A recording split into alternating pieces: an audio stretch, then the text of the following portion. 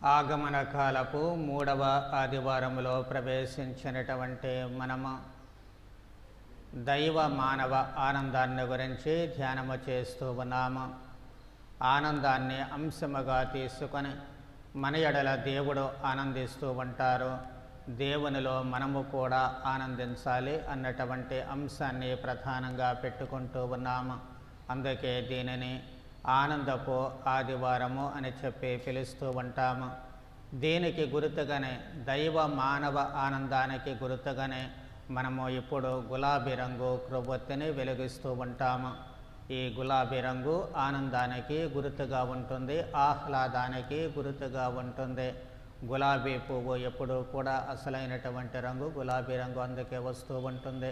కాబట్టి ఆ గులాబీ పువ్వులో ఉన్నటువంటి ఆ స్వచ్ఛత, గులాబీ పువ్వులో ఉన్నటువంటి ఆ ఆహ్లాదము మన జీవితాలలో అన్ని వేళలా కూడా ఉండాల్సినటువంటి అవసరము ఏర్పడుతుంది. మరి అయితే ఈ ఆనందానికి ఆహ్లాదానికి అసలు మూల కారణము ఏమిటి అనేది దేవుని వాక్కును చదువుకుందాము. లూకాసు వార్త 2వ అధ్యాయము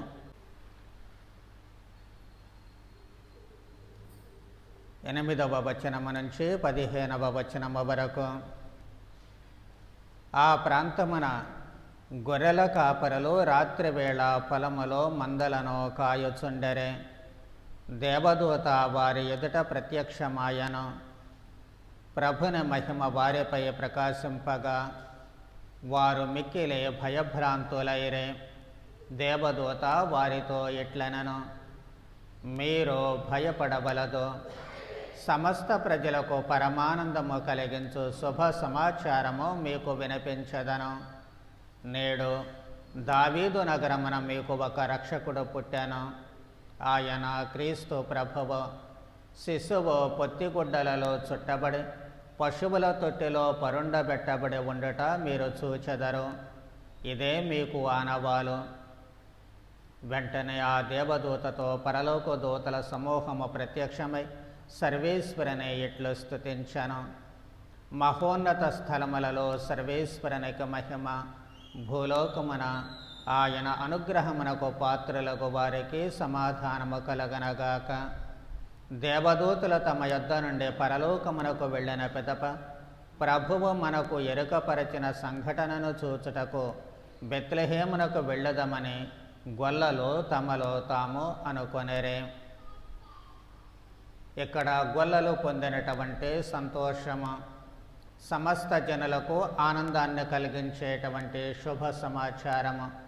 అసలు ఆనందానికి మూలము అది. లోక రక్షకుడు బెత్లెహేములో జన్మించారు. ఆయన జన్మించడము వలనే మనకు ఈ విధమైనటువంటి దైవపుత్రులుగా ఉండే భాగ్యము కలిగింది. ఆయన జన్మించడము వలనే మనము దైవ స్వభావములో ఏకమయ్యే భాగ్యము కలిగింది. ఆయన జన్మించడము వలనే ఆయన మాదిరిగా మనము నీతి నిజాయితీలతో జీవించే భాగ్యము కలిగింది. ఆయన జన్మించడము వలనే మనకు తండ్రితో ఏకమయ్యేటువంటి మార్గము సుగమము చేయబడింది. ఇది అసలు మన ఆనందానికి మూల కారణము అవుతూ ఉంటుంది. అందుకే ఈ మూల కారణాన్ని తెలియచేయబడినటువంటి గొల్లలు ఆనందముతో ఆ ప్రభువుని దర్శించడానికి ఆ రాత్రిపూట వెళుతూ ఉన్నారు. వాళ్ళ ఆనందానికి కారణము అదే. కాబట్టి వాళ్ళ ఆనందము క్రియారూపములో అక్కడ జరుగుతూ ఉంటుంది. ఇప్పుడు మనము క్రీస్తు జయంతికి అదే ఆనందముతో ఎదురు చూస్తూ ఉన్నాము.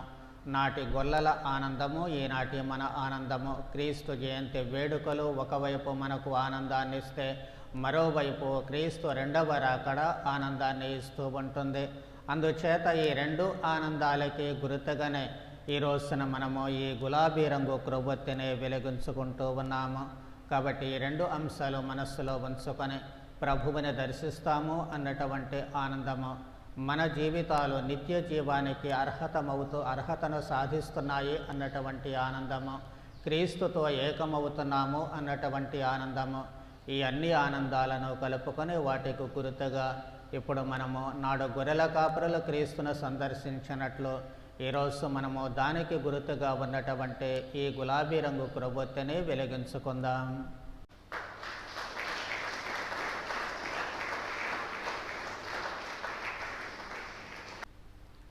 అందరూ చేతులు జోడించి ఈ ప్రార్థన నా తర్వాత చెప్పండి.